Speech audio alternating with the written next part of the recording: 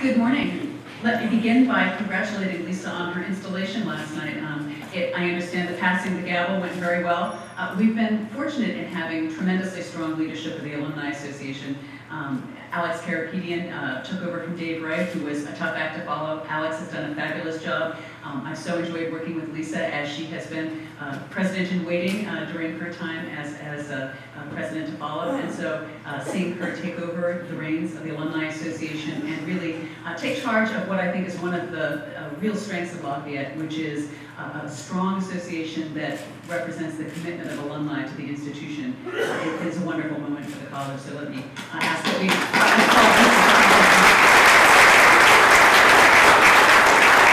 Well, thank you all for being here. I know that it's a busy weekend. It's wonderful that all of you were able to get out relatively early on a Saturday morning. I know that many of you attended Lafayette at a time that you had classes on Saturday. I have to admit, nobody has attended a class at Lafayette on a Saturday morning in decades. And so it's great that you could all be here at this hour to hear a little bit about what's going on this year, a little bit about what lies ahead, and for me to take some questions from you at the end so that I can get a sense of what's on your mind and what you think about as you think about the college. I'm happy to say this will be an easy update to do because we've had a terrific year. In many ways, it might have seemed that last year was a very tough act to follow. Last year, of course, had many highlights to it, among them the 150th Lafayette Lehigh game at Yankee Stadium. Were any of you at that game? Yeah, excellent. I think we'll enjoy looking back on that moment for many decades to come. So a year later, it doesn't seem too far away for us. But I think that one of the things that to me was so remarkable about that event was seeing an incredible combination of alumni over every decade at the college, parents, students, staff and faculty, friends of the college. As you know, we sold out tickets to that game very rapidly, and there were those who doubted that we would fill a 48,000-seat stadium with people who wanted to see the Lafayette Lehigh game, but in fact, the love was there, the enthusiasm was there, and it was a fabulous day for all of us. Less fabulous for Lehigh, talking to them. They don't dwell on it quite as much as we do for some reason. So I think we came out ahead on that one. But my reason for mentioning that is to think about the way in which, though that represents a certain kind of landmark at the college, last year had many events that we will look back to with great pride. This year, too, in a very different way, as I hope to tell you, will be a sort of watershed moment for the college, I think, when we look back on it, because we've made some important decisions this year and we've set some new directions that I think will be significant to the college's future. In many ways, of course, this year was marked by some tremendous student and faculty accomplishments that really are at the center of what we recognize as the strength of the college. One of the things we've talked a lot about this year is the understanding that as important as our beautiful campus is, as much as we love the gorgeous buildings on our campus, it's really the people who make up Lafayette.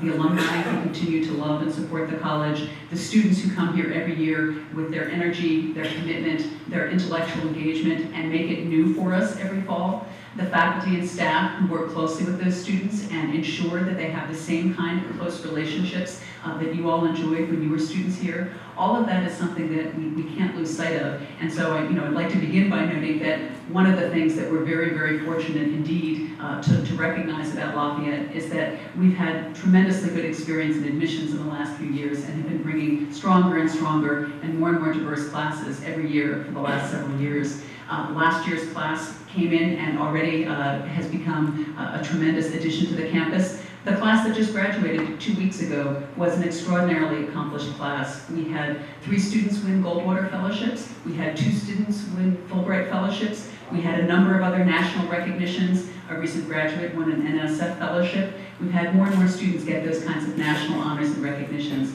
and that tells you something about the caliber of students that we're attracting. We also have faculty who are highly accomplished and recognized in their fields. One thing you might have noticed was just a month or 2 ago in the New York Times, there was a mention of Professor Deborah Rosen in the history department, whose book won the Bancroft Prize, one of the top prizes in American studies in the country, and it was widely reported and widely recognized. So to have a historian at a relatively small college in Pennsylvania win a major prize that typically is won by faculty at Harvard and Yale, again, is an extraordinary testament to the strength of our faculty. We also had just some wonderful and fun events this year. One thing that we particularly enjoyed among the many great lectures we had, we did have Tom Hanks visit campus in February. And for those of you who want to ask the question, what is he really like? Is he as nice as he seems? I have to say, he was every bit as nice as he seems. He was a wonderful addition to the campus for 2 days. He met with many students individually, as well as doing a big talk. He was brought here, as you may know, by Professor Don Miller, who's worked closely with him on a film. And Mr. Hanks was gracious enough to have lunches with students, to have a class with students, to talk with them one-on-one, and it was an extraordinary privilege, I think, for everyone. And so there were many things that made this a special year. But what I'd like to spend some time thinking about is both where we are in the capital campaign that Lisa mentioned, and that I think you've heard about, and where we are in terms of how we think about the college's future, and the way in which the capital campaign has really paved the way for a new direction that we've been charting for the college over the last few months.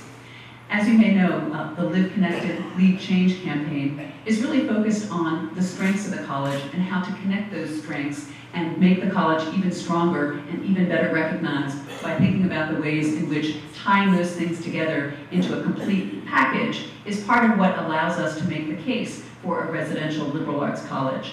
The 3 elements of the college that we're emphasizing in the campaign are creating a stronger and more connected campus community, connecting inside the classroom teaching with outside the classroom teaching, and also thinking about the integration of liberal arts and engineering, which is such a unique feature of Lafayette, and helping people to better understand why that is the best possible preparation for students today and how that equips them to be leaders for tomorrow.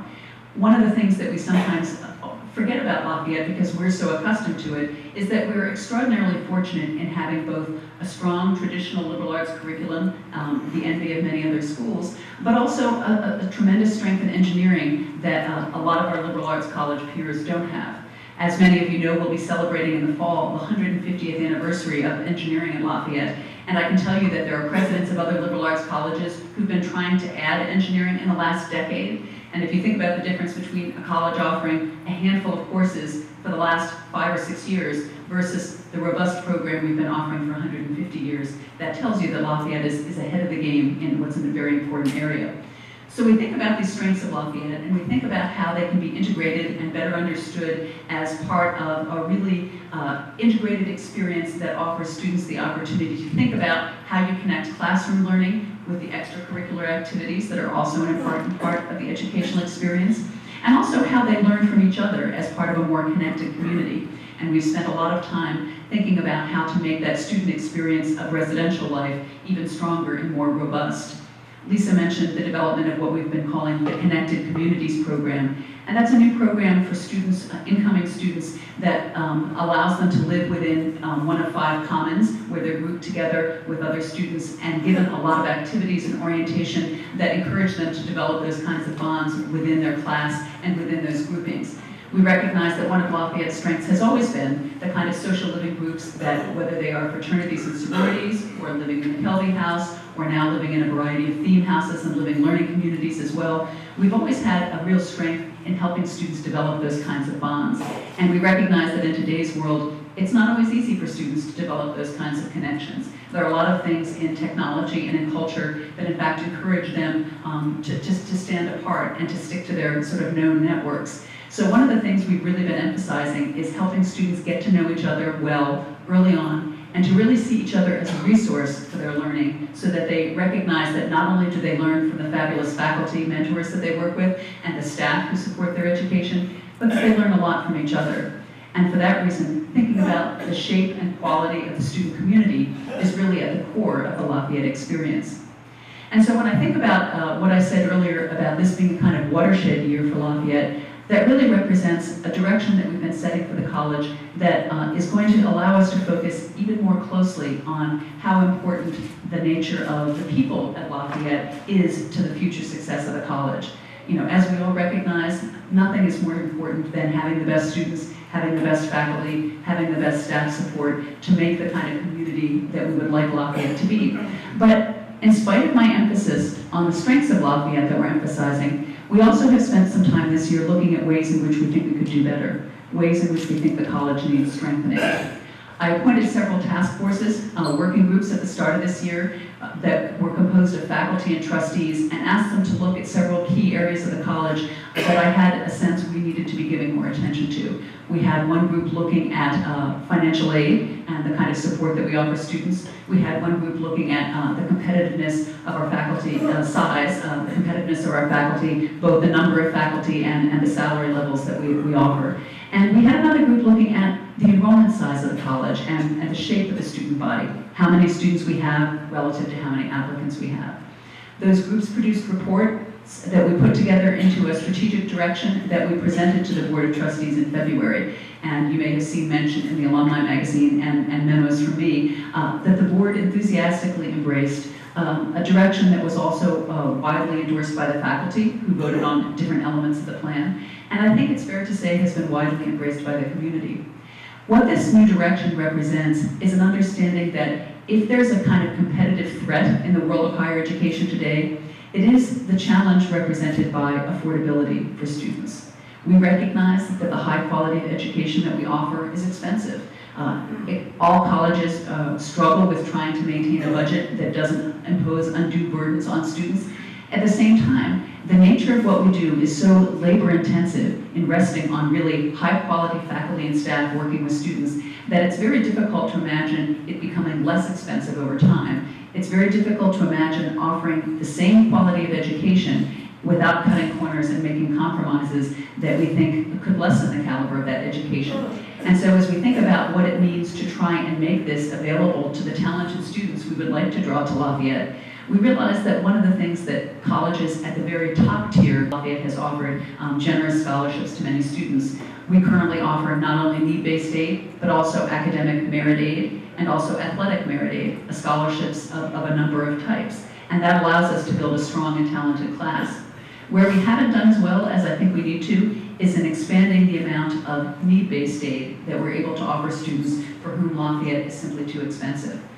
As high caliber as our class is, as wonderful as the students we bring in every year is, the admissions office shared with me and we shared with the board statistics showing that every year we turn away many talented students who are as strong or stronger as the students we've admitted simply because we don't have enough financial aid to support them.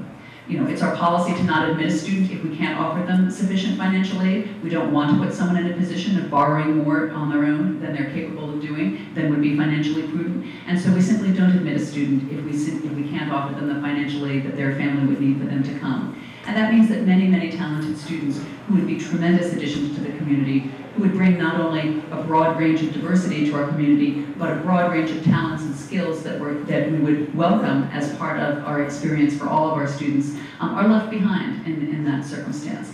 And I think if you read in the press a lot of the commentary and critique of higher education these days, you'll recognize that the problem of affordability is really at the core of a lot of those critiques. Everyone recognizes that a good education is expensive, and yet we recognize that a good education is critical for the future of the country. We want students to be able to have the kind of education that Lafayette provides, that gives them a foundation in critical thinking, that gives them exposure to liberal arts and engineering, STEM fields, and performing arts, a wide range of opportunities to develop their creative, innovative capacities, and to think about how they might allow those capacities to improve the world in the future. All of those are reasons why we want the best students at Lafayette. And what we recognized through this process of analyzing where we stand in relation to other colleges is that that is an area where we need to do better. We are offering less financial aid to students who need it than would really be optimum for the school in allowing us to bring the best possible students. And so as part of this direction that we have set for the college, we have committed to expanding our financial aid with the goal of becoming in the future what's called need blind. That is, one of the small number of schools that admit students without regard to their ability to pay.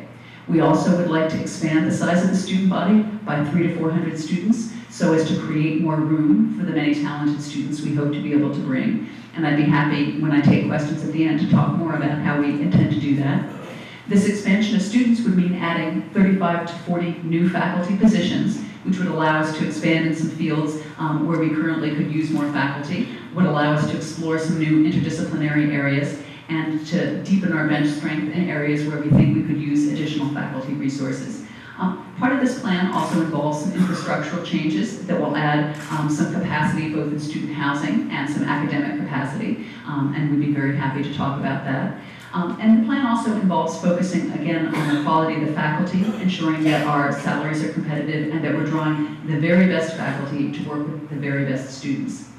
All of this might sound obvious, isn't that what we always do? But what we found in looking closely at how we've been operating and where we've been putting our resources is that at this point, those needs have outstripped the resources we've been dedicating to them, and that we absolutely need to build more endowment for financial aid support in the future. And if you think about the meaning of the gift that was just represented by the check that we saw presented at the beginning of our ceremony today, that represents a commitment on the part of the entire community and the alumni to the future of the college, that is really a sign of why I'm so confident that this plan will be successful.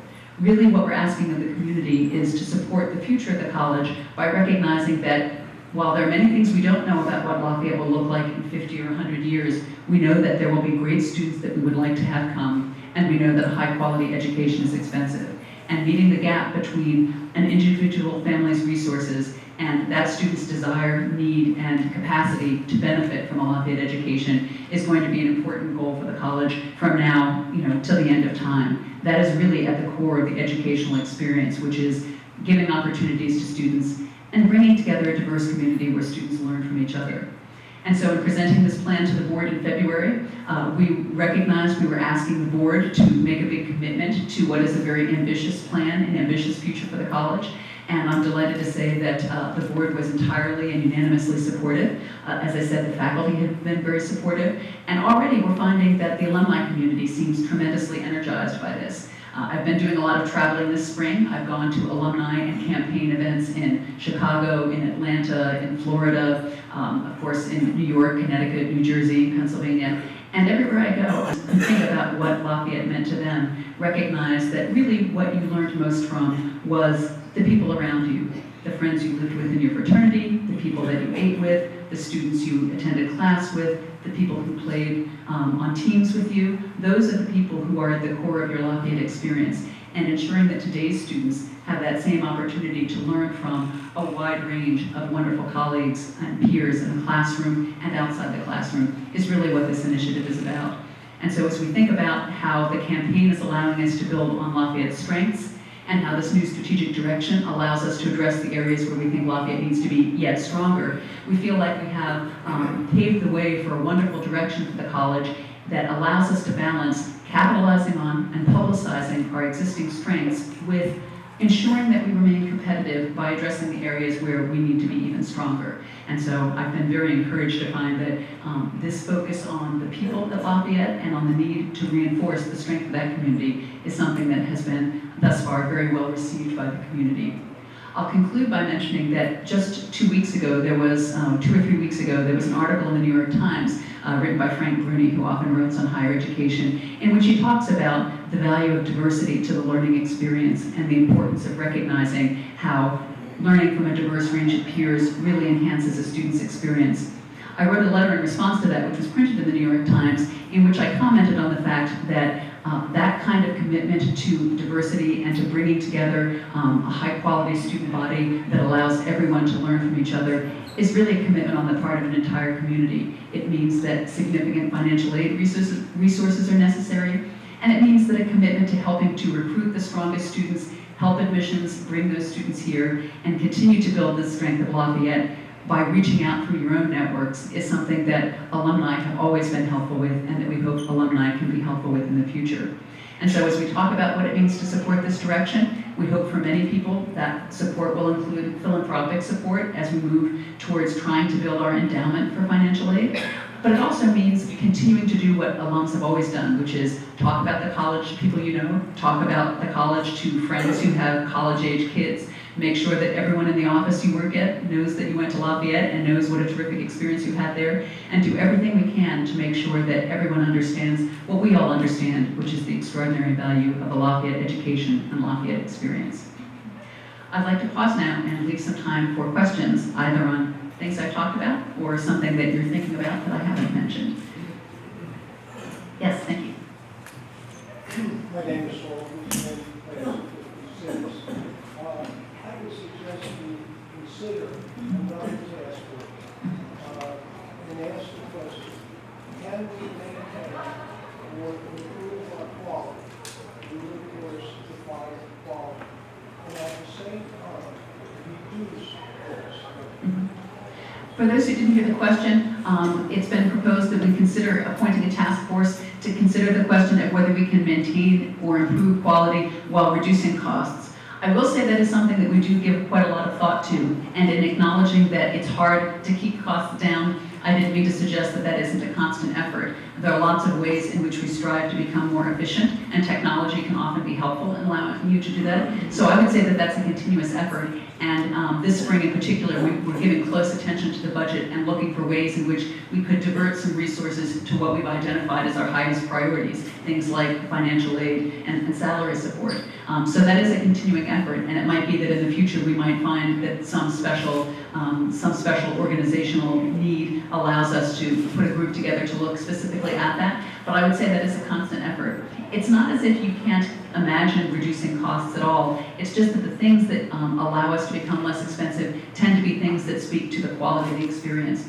For example, we could absolutely hire less expensive faculty if we relied more on adjunct faculty rather than tenured faculty, and hired people who don't have PhDs and don't have the same qualifications but might be very good teachers.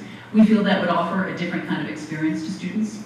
Similarly, if we had fewer faculty and in relation to the student body size we could have bigger classes, and that is another way that many colleges have been reducing costs. And yet, if you think about what you learned at Lafayette by being in a classroom with 15 to 20 students or 20 to 25 students, and compare that to someone you might know who has a son or daughter at a university where they sit in a 600 or 700 person lecture hall, you can see the difference between those different scales of experience. So there certainly are ways in which we can work hard to become more efficient, but I guess we recognize that realistically, what makes college expensive is people. You know, labor skills are the most expensive costs out there. It's the majority of our budget is paying the faculty and staff. It isn't really the buildings, the dinners, keeping the campus looking nice. Those things are all an expense, but the major expense is really the people. And so that's why it's a little bit hard to significantly alter the sort of cost structure of higher education. That said, it's an important area to look at, and it is something that we do look at. So thank you for asking that. Another question, back. President Farley, Blue Shaver, class of 1955. I'm also a dedicated alumnus of a fraternity. And I want to compliment the Municipal College under your watch for making it possible for Greek society organizations, fraternities, and sororities under certain circumstances, very justifiable circumstances, to at least have a chance to get back onto the campus. My guys are going to be able to get back pretty soon. Della Claudel is on his way back, and I thought we have to watch we don't stop our feet on the flight. But anyway, I really sincerely want to thank you on behalf of not only my bunch of guys, but all the other people and your whole fraternity folks. And I think they pretty much agree that that's an excellent move, and ties in with your whole strategy about groups and getting more diversity in terms of social activities.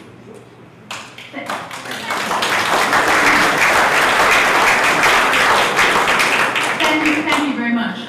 For those who weren't able to hear that, I appreciated that comment about what you see as the value of the new recognition process we've introduced that allows fraternities to apply for recognition status on campus. In some cases, it's been the return of fraternities like Delta Tau Delta. In other cases, there are new organizations on campus that seek to become part of the campus community.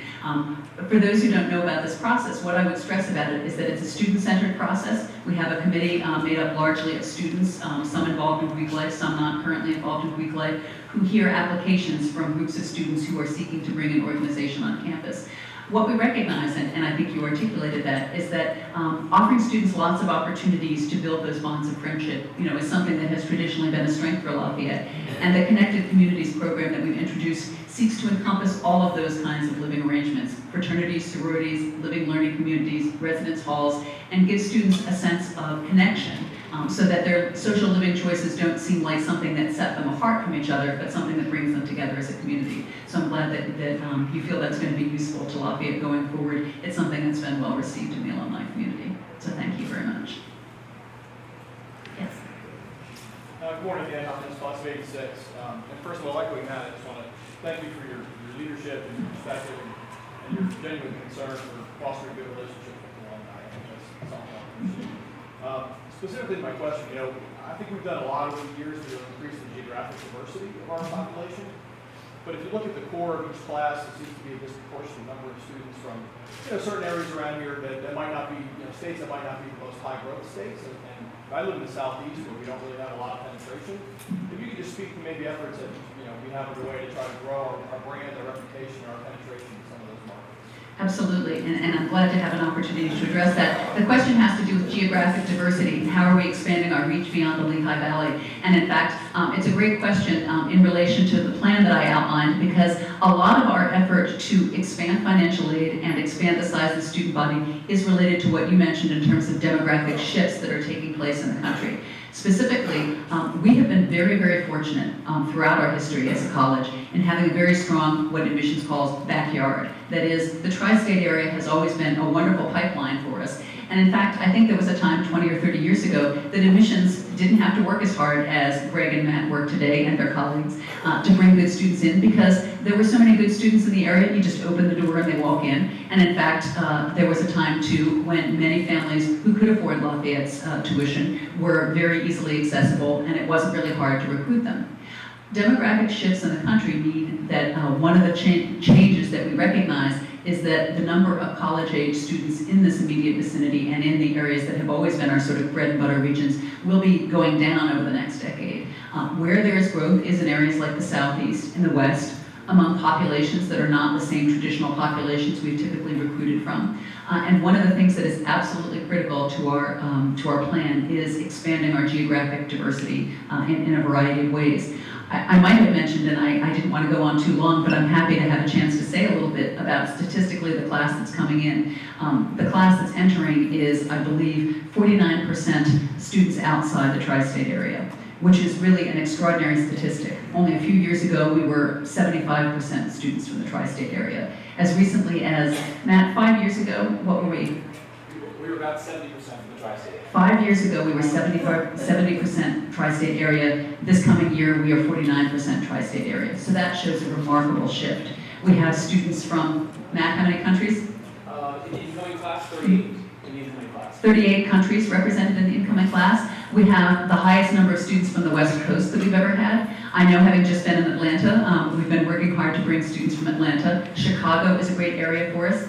Dallas, Texas is a very strong area for us. Many Lafayette alums in that area, and they're all eager to see students come here. And so we've been working hard at trying to build those pipelines into those different regions. And you're absolutely right that that is going to be critical to our future. One of the things that's great about the idea of expanding, though, is that we can have both of those things at the same time. We can maintain the strong base that we have in the Lehigh Valley so that alumni children have the same odds of getting in that they've always had. At the same time, we can expand our reach into other parts of the country and create capacity for those strong students elsewhere. Another thing I didn't mention when I just referred to the strength of admissions is that we have been extraordinarily strong in the last 5 years in the quality and number of applications. This year we had a record number of 8,100 applicants for the incoming class. So that's for a class of 535 students. How many, Matt, what was the entering class? 635 students. Yes, Matt wishes it was 535. It was 635 students that we're aiming for this year. We had 8,000 applications, very strong applications for that class. So the interest is out there, the talented students are out there. We actually will have more capacity to do more when we broaden the class. We try and accomplish a lot by doing 23 Division I sports and liberal arts and engineering in a school that is the smallest school in the Patriot League. So we think that growing will give us a lot more capacity to accomplish more. I think there was a question up here a moment ago. Yes. With Samuel Watson, class of 61, we read a lot in the newspapers about diversity of thought and students trying to limit diversity of thought and trying to close down speakers they don't agree with? How is that trending at Lafayette? That's a great question. The question was about diversity of thought, and have we had experience at Lafayette of students trying to shut down divergent points of view or rescinding invitations to speakers they don't agree with. We've been very fortunate that this has been a good year for Lafayette in terms of student dialogue during a time that, as you probably read, there's been a lot of unrest on many college campuses. There are a lot of reasons, and even the current political climate probably contributes to what students perceive in terms of a kind of tendency in our culture for polarized views to come into collision rather than for good dialogue and civil exchange to take place. I think one of the things that we really try and emphasize as an educational institution is the importance of listening to opposing viewpoints. So to give an example, this fall there were quite a lot of protests on many college campuses having to do with issues of diversity and inclusiveness. Questions raised on many college campuses about race attitudes among students and what the experience of students of different backgrounds was on different campuses and how they differ. And in particular, there were a number of campuses where there were significant protests, sit-ins, and demonstrations in which students were expressing a variety of grievances and concerns about their experience as students on their campuses. Now, on our campus, there were students who wanted to raise those same issues for important discussion and debate, who felt some of those same concerns about how can we ensure that every student has the same experience and feels the same sense of welcome and inclusiveness in our community. But I'm very proud of the way in which our students handle those difficult discussions. Rather than having protests and storming into the president's office and making demands, they created opportunities for discussion and partnered with us in putting together a forum in which hundreds of students came together for civil dialogue and debate about the nature of the student experience and the ways in which race affects their understanding of their own place on campus. It was a wonderful discussion. We held it out in Farranon.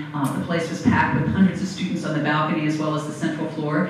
And the students could not have done a more beautiful job of staging a discussion that was really about exchanging ideas. They didn't lecture and pontificate. They put some questions out, and then they broke the entire room into small groups, 20 or 30 small groups, where we had facilitated discussion of some of the issues that were concerning to the community. And afterwards, there was a kind of coalition of those views, and there was a suggestion that we bring more speakers and engage in more discussion in the course of the spring. And with the support of a number of offices on campus, that's exactly what happened. And what I was most proud of was that this was not something that was engineered by the administration. This was not something that we put together. The students came up with the idea. They came to us and said, would you support us in putting this event together? And they really took charge of the discussion in a very civil and respectful way. We haven't had any instances in my time here of speakers who were not welcomed by students or whose views were deemed unacceptable. We certainly had controversial speakers where there have been exchanges of views and students disagreed, and that's always been done in a civil manner. And our typical pattern is if we expect a speaker to be controversial, we often will put it together a panel discussion where a range of opposing views can be expressed so people can hear that there are multiple sides to the question. So these are very difficult issues on every college campus, but I'm proud of how our students have handled them, and I think we're in a good place. Thank you. Yes. Sure. The question is, recognizing that we've been making some improvements in facilities, like the work that's going on to renovate the natatorium. The question is, what are we doing to support a wide range of sports, including some of the smaller sports at Lafayette, or the less well-resourced ones? It's a great question, and it's one of the things that's relevant to what we've been talking about in terms of the many opportunities we want to offer students.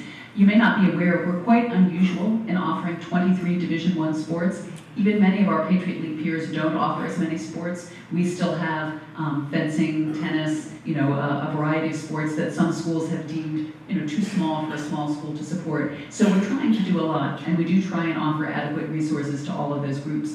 One of the changes that was made in the last few years in how we support athletics, of course, is in athletic scholarships now being part of how the Patriot League operates. And so there are some sports that now offer athletic scholarships and others that do not.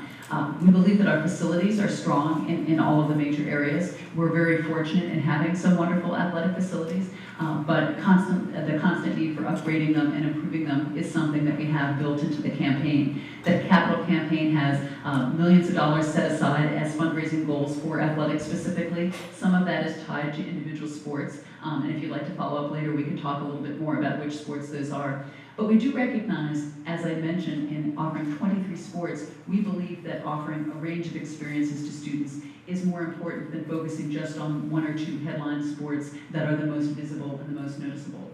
Frankly, there are some schools that really offer almost nothing but football, basketball, and lacrosse anymore. Those are the big, most visible sports.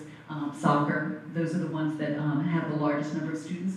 But when you talk to students who are playing golf, who are on the fencing team, who are enjoying being part of the swimming team, all of those sports are equally important to the students who participate in them, and we do try and support them to the best of our ability. Recognizing that resources are limited, I think we do a better job than many of our peers in spreading those resources across a variety of sports. So thanks for asking that. Yes, sir. Good morning. My name is Neil. I was in class of 76.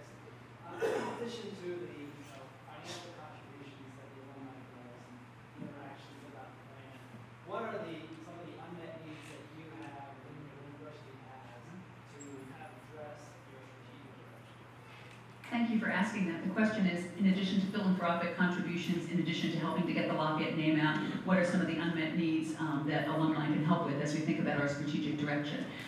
One of the things that we didn't touch on, but that I know is of interest to many alumni, has to do with career placement and the success of our students in looking for jobs. We've been fortunate in having quite successful students over the last 5 or 6 years, even following 2008, 2009. Our students have done quite well in the job market. I believe this year, the class that graduated, that has just graduated, has an 89% placement rate of students who are either in full-time jobs or going to graduate school. I think of those, 72% are employed, if I have that statistic correct. And so we've been doing very well, but that is a very competitive area where alumni contacts, alumni connections, and possibilities for internships can be very helpful. So one other area that I would mention, in addition to the work that many alumni representatives do for admissions and helping to bring us students, I would also say that all of you who have connections in the fields in which you are or were occupied, might think about ways in which you can be part of the active network that Career Services tries to provide for students. I think we all recognize that in a tight job market, networking is absolutely critical.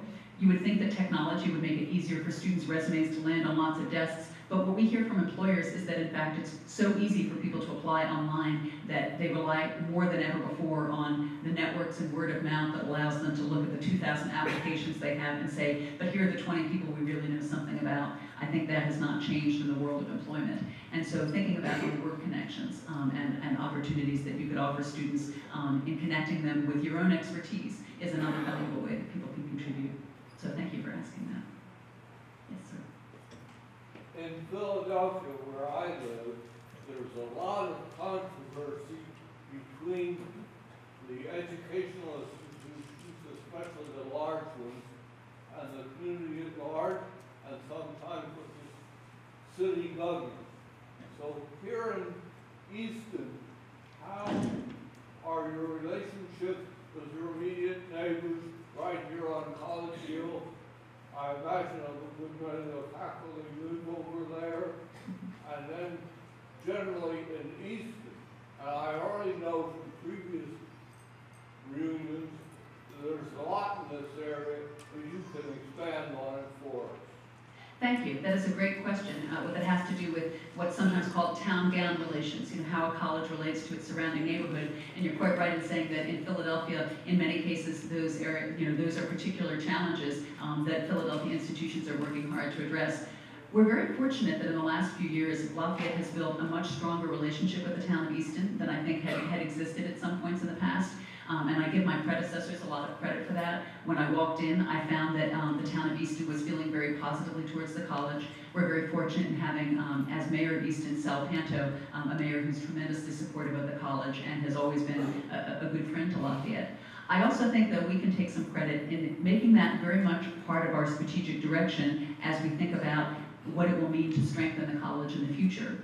Even looking back a few years, the decision to build the arts campus at the foot of the hill, which we now see coming to life and which will be formally dedicated in the fall, that represents not only a commitment to additional needed space for the arts, but also a commitment to revivifying an area and a neighborhood at the foot of the hill that had long been seen as something as a blight by the local community. You know, the space that the college bought up that used to be, you know, an old tire company, used to be some broken down buildings, used to be a less attractive area at that end of campus, is now going to be a wonderful gateway and bridge between the college and the surrounding community.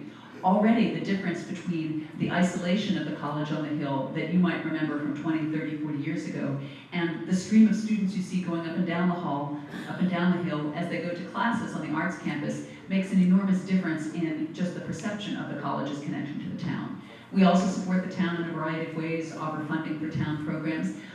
One important form of support that I think is going to be very much appreciated by the town in the future is that we also have a plan as part of our expansion to put some of our college employees who work in back office functions that don't need to interact with students on a daily basis into downtown office space. So we're in the process of finalizing an arrangement where some 50 staff members will be renting several floors of a beautiful office space in downtown Easton.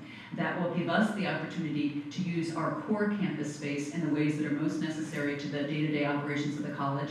And it will also give us the opportunity to have, you know, dozens of our staff downtown being part of the local community, eating at and supporting the local restaurants, and adding to the vibrant life of Easton as it, you know, continues its upward trajectory that it's been undertaking. So Easton has been doing wonderfully in the last 10 to 15 years. They have really welcomed the support of the college, and I feel that we've actually got a very strong partnership with the town. We recognize that having an attractive and thriving town is one of the things that families enjoy when they visit Lafayette, and one of the things they appreciate when they bring their sons and daughters here.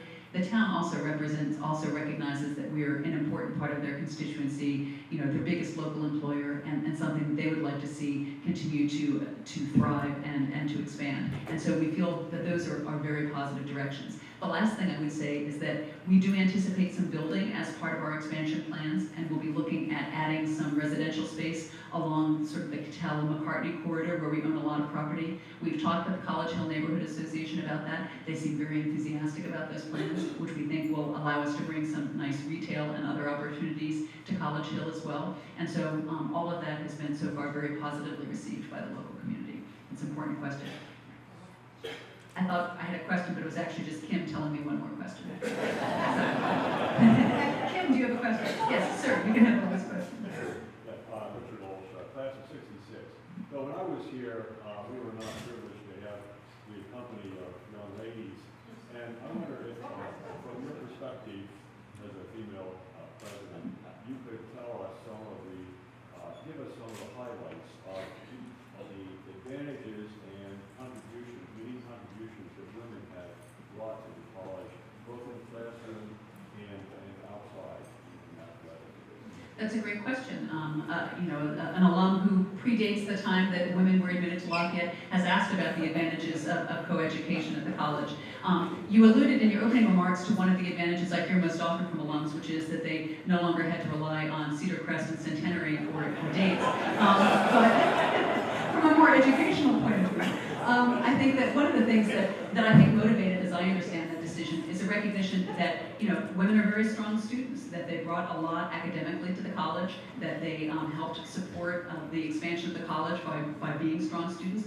One of the things I didn't mention in talking about the admitted class is that we actually have a slight, for the, I think, second year in a row, we have a slightly higher proportion of women than men in the entering class. I think we have 51% women in the entering class.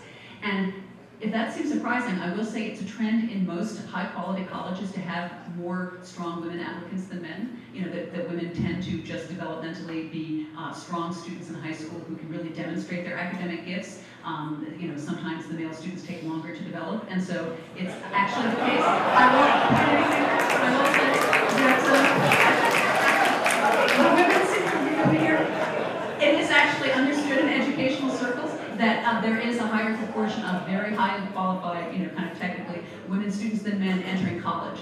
College-age women, you know, women are the higher scorers in you know, overall SATs and things. So that means that having women actually gives us much broader reach in terms of the students we can admit. And I think if you were to look at the campus now, you know, the current student government president is female, the leaders of many campus organizations are female. I think one of the things I really admire about Lafayette is that some schools struggled with coeducation, but Lafayette really welcomed women and they became part of the community early on. You know, those of you, if there are women in the audience, and I'm sure there are, who date back to the 70s and were among those pioneers, I'm not saying that there wasn't anything difficult about it, but I hear mostly very positive things even from women who were among the earliest classes. And I think when I compare Lafayette to other schools, there has always been a tremendous social energy and instinct for community that made that go much more smoothly than many schools for whom it was a challenge. The last thing I'll say on that is, in talking to alumni over the years, I've had many men talk about how they feel that's improved the college. I have had very few alums ever say that's a decision that they regret the college making. So I think looking back on it, it was a bold decision, and it's the kind of thing that makes me feel good about the kinds of bold decisions we're making now. I think Lafayette's always been good at taking opportunities and seizing them. Can I make a comment? Sure, I one went last to comment. Magdalena College in Philadelphia. Mhm. All girls that had turned co-ed a long time ago. Great help. I thought it was a big improvement.